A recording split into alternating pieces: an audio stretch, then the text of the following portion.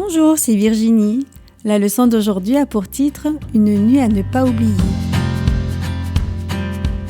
Le verset à mémoriser se trouve dans Psaume 77, verset 12 « Je me rappellerai les actes de l'Éternel ».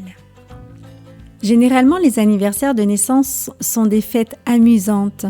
Comment célèbres-tu ton anniversaire? Y a-t-il dans ton pays ou ta ville des jours de fête particuliers? Peut-être ton pays a-t-il une fête nationale? Ces fêtes nous aident à nous souvenir d'événements importants. Moïse tourna le dos au palais de Pharaon et se mit en marche vers Goshen, la partie du pays où habitaient les Israélites. La voix de Pharaon retentissait encore à ses oreilles. « Disparais de devant mes yeux !» avait rugi Pharaon. « Je ne veux plus jamais te revoir !» Moïse savait que le moment était finalement arrivé. Il releva un peu sa robe et marcha plus rapidement. Il pensait à tout ce qui était arrivé depuis le moment où Dieu lui était apparu pour la première fois. Il avait fait des miracles à la cour de Pharaon et avait demandé au roi de rendre la liberté aux Israélites. Mais Pharaon ne s'était pas laissé impressionner. Tout ce à quoi Pharaon pouvait penser était à ce qui arriverait à l'Égypte si elle perdait le travail de ses esclaves. Il y avait eu 9 plaies. Le Nil, le grand fleuve, était devenu du sang, les grenouilles, les moustiques, les mouches et tout le reste. Pharaon en était presque arrivé une fois ou deux à laisser partir le peuple, mais il avait finalement refusé. Mais maintenant, ceci serait la fin. Ils allaient bientôt quitter l'Égypte. Moïse convoqua les Israélites pour leur transmettre le dernier message de Dieu. « Écoutez », leur dit Moïse, « et suivez ces directives avec beaucoup d'attention.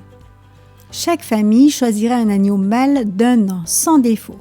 Dans 4 jours au crépuscule, le père de chaque famille mettra l'agneau à mort et gardera un peu de sang.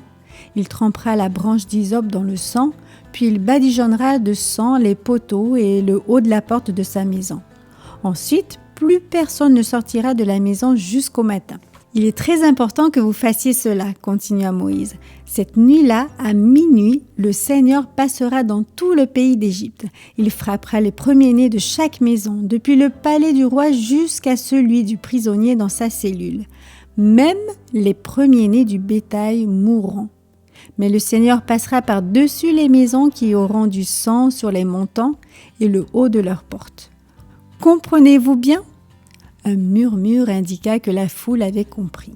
« Vous prendrez ensuite l'agneau et vous le retirez en entier, » poursuivit Moïse. « Vous le mangerez avec des herbes amères et du pain sans levain.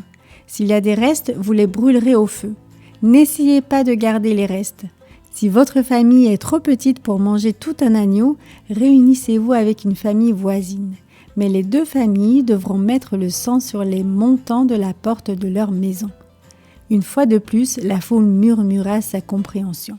« Il y a encore une chose, ajouta Moïse. Mangez debout, les reins sains, vos souliers aux pieds et votre bâton à la main. Mangez rapidement, ce sera votre dernier repas en Égypte. Cette nuit-là, Dieu nous libérera. » Moïse regarda toutes les familles se rendre chez elles pour choisir un agneau pour le repas. « C'est la première Pâque, pensa Moïse. Nous allons célébrer ce que Dieu se prépare à faire pour nous. Nous célébrerons encore la Pâque l'an prochain, mais alors pour fêter ce que Dieu aura fait pour nous. Nous serons libres et cette année-là, comme toutes les suivantes, année après année, nous nous souviendrons de la bonté de Dieu qui nous a délivrés de l'esclavage de l'Égypte.